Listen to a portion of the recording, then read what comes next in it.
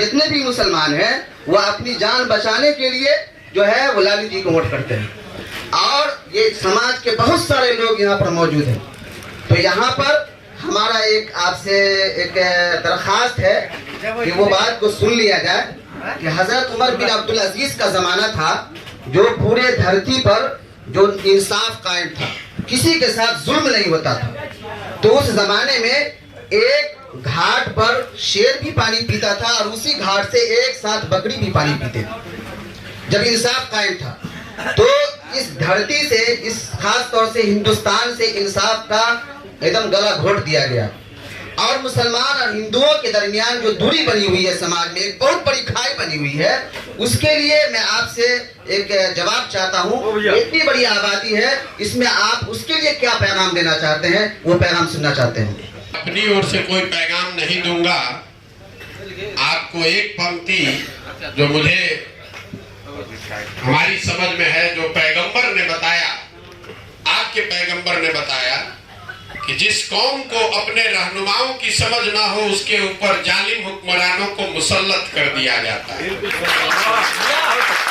आपने अभी कहा कि आज के जो हुक्मरान हैं, दल की बात नहीं है, आज का जो हुक्मरान है वो जालिम है आपकी नजर में।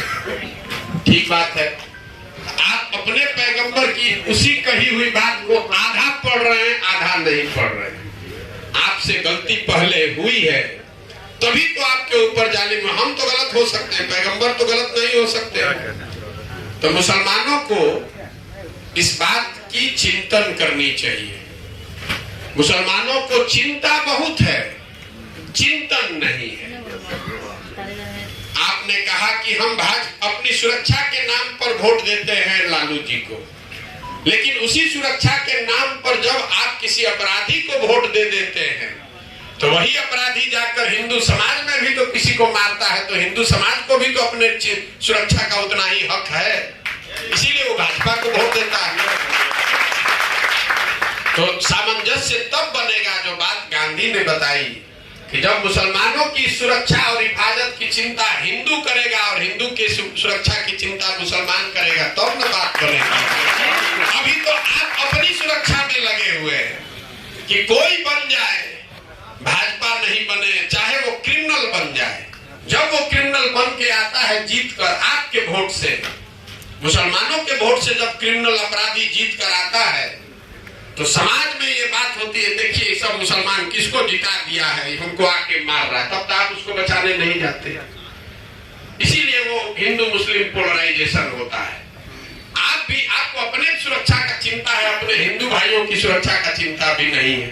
तो हिंदू भाई भी आपकी सुरक्षा का चिंता छोड़ दिया है, चलो भाई भाजपा आने दो, हम लोग अपना जान तो बच रहा है। जब तक आप इस सोच से बाहर नहीं निकलेंगे, तब तक भला होने वाला नहीं। तो आप अपने रहनुमाओं की समझ ठीक बनाइए। जिसको आप रहनुमा समझ रहे हैं, उससे आपका सुरक्षा नहीं हो रहा है, सुरक्षा दंगे से आपकी हो रही है, लेकिन आपके बच्चे कुपोषण से मर रहे हैं, आपकी महिलाएं प्रसव के दौरान व्यवस्था नहीं होने से मर रही है। पूरे देश में सबसे ज्यादा टीबी के रोगी, सबसे ज्यादा टीबी का इंसिडेंट रेट मुस्लिम बच्चों में बिहार में है। आप उस मौत को नहीं देख रहे हैं। दंगे में 10 आदमी मरता है, पिछले 40 वर्ष में कितने लोग स्वास्थ्य व्यवस्था के अभाव में मर गए, वो आप नहीं देख रहे हैं। तो अपने हमारी बात मत मानिए, अपने कौम में जो बात बताई गई है, मुसलमानों की दुर्दशा इसलिए नहीं है कि आप लालू को वोट देते हैं कि कांग्रेस को वोट देते हैं। आपकी दुर्दशा इसलिए है कि आपने अपने कौम की बुनियादी बातों को छोड़ दिया। आपके कौम में ये बात बताई गई है कि बिना जद्दोजहद के जीवन में कुछ हासिल नहीं हो सकता है। अगर गलत बोल रहे हैं तो बताइएगा। मुसलमान आज का जद्दोजहद नहीं करना चाहता। आप 5 बरस बैठ के यही सोचते रहते हैं कौन भाजपा को हराएगा, कौन भाजपा को हराएगा। चुनाव में जो भाजपा को हराता हुआ दिखे, चाहे वो अपराधी हो, अच्छा हो, खराब हो, आप उसको वोट देने को, उसको समर्थन देने को तैयार है, उसको अपना रहनुमा मानने को तैयार है। तो जब आप जद्दोजहद के लिए तैयार नहीं है, संघर्ष नहीं करना चाहते, अपने बच्चों के लिए खड़ा नहीं होना चाहते, तो आपके बच्चों का भला होगा कैसे? अगर ऐसी ही बात होती तो पैगंबर ने ये कहा होता कि जद्दोजहद की जरूरत नहीं है, बैठ के मौके का इंतजार करो। उन्होंने ऐसा नहीं न कहा। आप लोग ये कहते हैं, जितने मुसलमान भाई हैं कहते हैं भैया हम लोग अल्लाह को छोड़कर किसी से नहीं डरते।